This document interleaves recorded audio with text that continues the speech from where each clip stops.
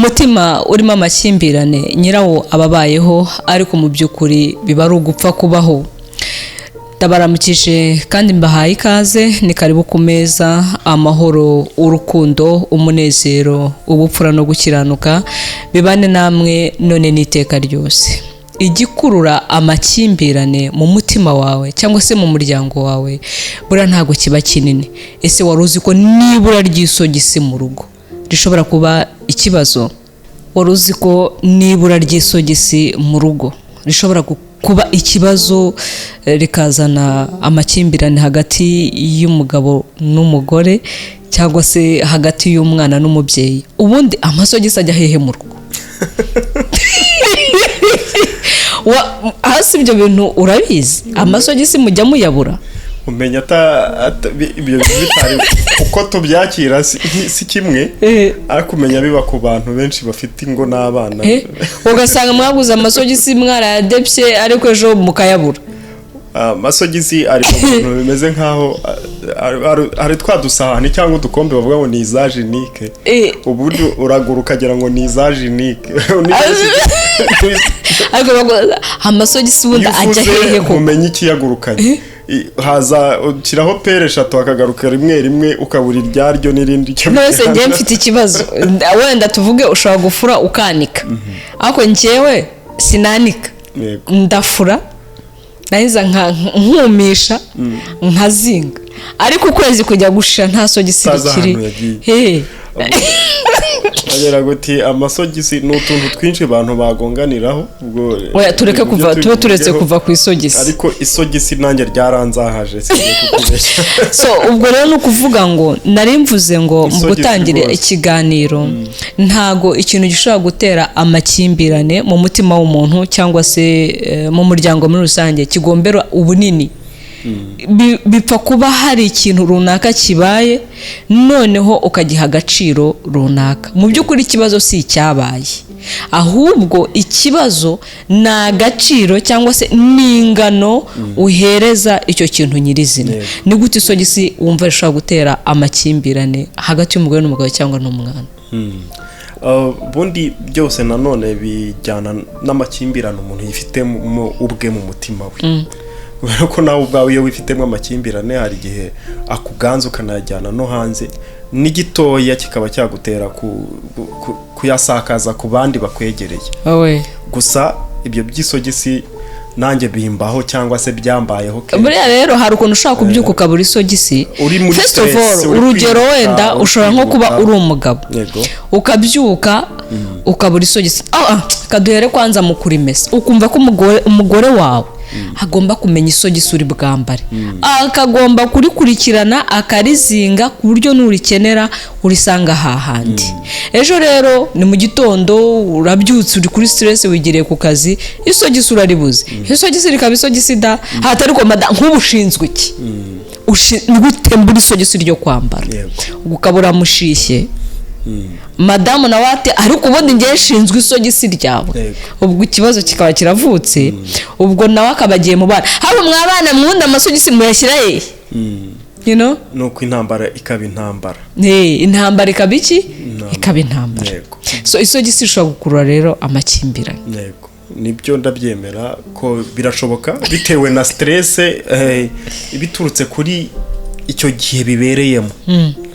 Birashoboka ko bijyanye no abantu ntabwo bakira ibintu kimwe, ariko hari uwabyakira ariko nta muntu numva kubyihanganira byapfa korohera. Isogisi riba ari isogisi. Niba urishyira mu kweto ukaribura ukayoberwa aho rinyuze, ubwo urumva umugabo agomba kwitwara ate? Ufite igihe wateganyije cyo kugenderaho uri kwiruka. Uwo mugabo yakwitwara kugira ngo yirinde amakimbirane muri we. Tuge kuvuga ko ari kurwana n'umutima busubunge narashatse ubundi subitane he na kera nkiri umuseribateri no kubwizanya ukuri. Nk'isogisi ryo tubyumve mugani wawe ibisogisi ku bantu bose. Hari n'abaseribateri nabonye bayambaye ariko adasa. byageraho ngaho bigahuza n'ikibazo cyaho tugiye cyangwa atameshe basubiye muri ya yandi urumva aba yabuze nyine bagasubira muri ya yandi abambaye adasa ariko ngira amatsiko nyine yo kumubwira ndi nkanjye ntayambaye nabyumva umuhungu wanjye aba yaritwaye kuko simenya aho yanyujije hanyuma nkawe wowe byakugendekeye ibihe bisobanura aba yayabuze hambwira ati rwose ntabwo nzi ikintu gitwara amasogisi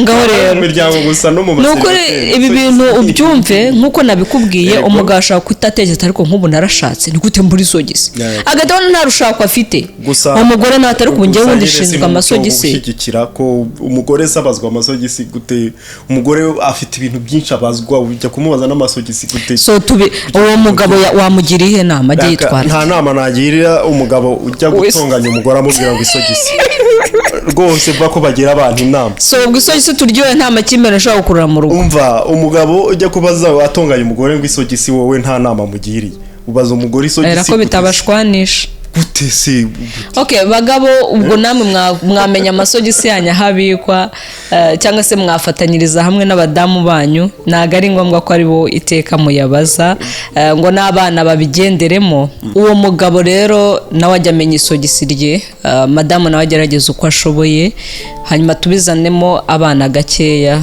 hatoya tutazajya tubahereza umunsi mubi kuko ibyo bintu biba mu gitondo akenshi mpise nibuka hari radiyo iri hano ni kuri 40 reka mbivuge mu kinyarwanda nyine ni radiyo hano muri Canada iri kuri 92 n'ibice 5 FM rero mu gitondo bafite udusije tumeze nk'utwo wari uri kuvuga nibutse ko hari umunsi bavuzeho rwose iby'isogisi nabo bavuze isogisi amutering sobwo n'abazungu bagira ikibazo cy'amasogisi muronzi kwa nabyabirabura bonyine mu gitondo banyuza utuganiro tumeze nk'utwo two gitondo kare rwose abantu bari kujya mu kazi kwa kundi ubutwaye nk'imodoka ugiye ku kazi akavuga ati rwose uvuga iki igihe ubyutse ukabura isogisi wajya gutora rimwe ukabura iryaryo bisa urabivuze rero nkiri kubyibuka ndi kuvuga nabyumvise gute bitanibuka rero ko ni ikibazo gishobora kugwirira bose bitagendeye ku mubare wayo waguze ukavuga uti ejo bundi naguze peri 10 akamasogisi ajya hehe anyura he rero ikintu gihari ni ukumenya ko ibyo bintu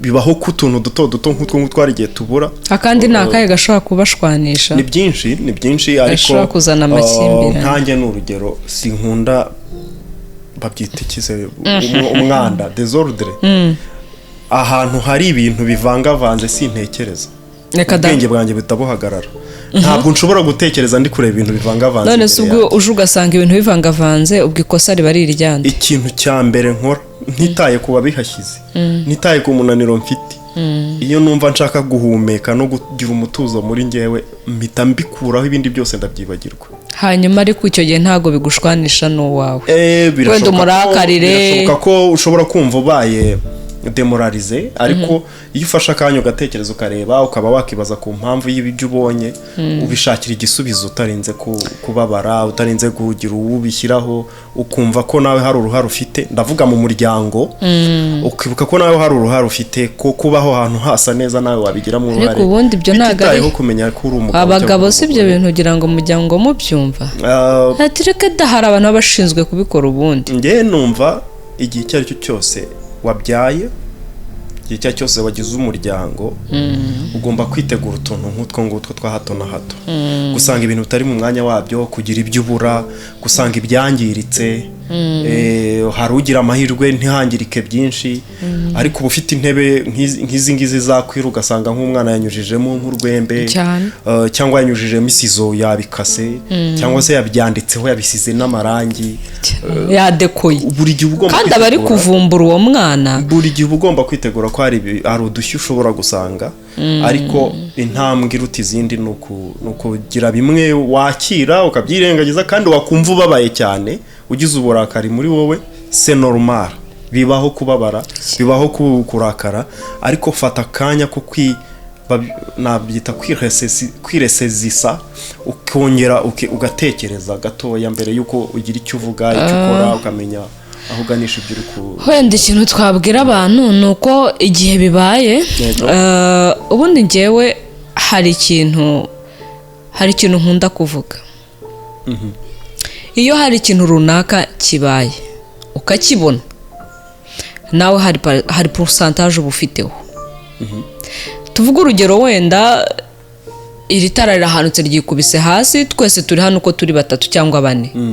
Ntabwo ikosa ari iry'umwe muri twebwe. Buri wese hari ikintu yakagombye kuba yakoze kugira ngo akumire ukugwa kw'iryo tara. So icyo gihe rero ikibazo kibaye, urabanza ukareba ukavuga utese pourcentage yanjye ni iyihe muri iki kibazo. Ubwo baba watangiye kubona iyo wamenye ikibazo ubwacyo, ukabanza kucyanariza ubwacyo nk'ikibazo, kugitekerezaho no iteka. Iyo habaye ikintu ukagihunga ukumva ko ari ikosa rya kanaka, birakugora kukibonera igisubizo. So mu buzima bwacu bwa buri munsi rero, kugira ngo twirinde amakimbirane ya hato na hato, kujya twumva ko ikintu runaka ari ikosa rya kanaka, ujye wumva ko nawe hari pourcentage yawe irimo. Noneho mu gushakira igisubizo cyangwa se umuti ako kantu kari kubashwanisha cyangwa kari kubabihiriza ubuzima, nawe wishyiremo. None muza kuganira ujye utanga suggestion, uvuga uti njye nzabigenza ntya, ariko nawe ubigenjeje gutya, muzanemo n'abana namwe mubigenjeje gutya, byarushaho kuba byiza kurushaho. Uri kuvugaho cyangwa iki kiganiro uri kuvugaho ni ikintu gikomeye cyane. Ni ikintu gikomeye cyane, turi kukivuga tuganisha mu muryango, ariko ndagira ngo nkwibutse ko ni amasomo yigwa kandi manini cyane. Nta cyumweru kirenze ntangiye kubyigaho ibyo bintu. Mu buzima tuba tubifite, ariko hari uko ugomba kubyiga kugira ngo nabimenyeho. Nge numva nari mvuze ko hari amasomo ntangiye gukurikirana, ibyo bita conflict management cyangwa se resolution de conflit. Birasa n'ibyo ngibyo, birajyana naho ngaho, n'ibyo ngibyo wari utangiye kuvuga. Naho uhera hari ikibazo cyavutse, ingano yacyo yari yose ni ikibazo, ni amakimbirane aturutse ku kintu icyo ari cyo cyose. Ariko twari tuzana akantu kamwe buriya tukakanonosora, niyo kabisogisi. Amakimbirane, hari ibiganiro bindi twakoze, amakimbirane avuye mu muryango, amakimbirane avuye hagati y'abavandimwe, avuye ku mitungo, amakimbirane akomoka ku moko, amakimbirane akomoka ku turere, amakimbirane akomoka ku bihugu bituranye. Hari nk'ibihugu cyarwanya umuhenerezo nka Ethiopia n'ibyo bita za Eritrea, niba ntibeshye, ari abavandimwe apparently bameze nk'aho banasaba navukana, bavuga n'indimi zimwe, ariko bakarwana umuhenerezo, babona bagiye kumarana, bakicara akabaga atari ko ibintu tubikemure dute. Nk'ibyo bintu rero nibyo wicara ukareba amakimbirane international, amakimbirane. Reka duhera aha ngaha mu isogisi, ku bantu bafite umwanda.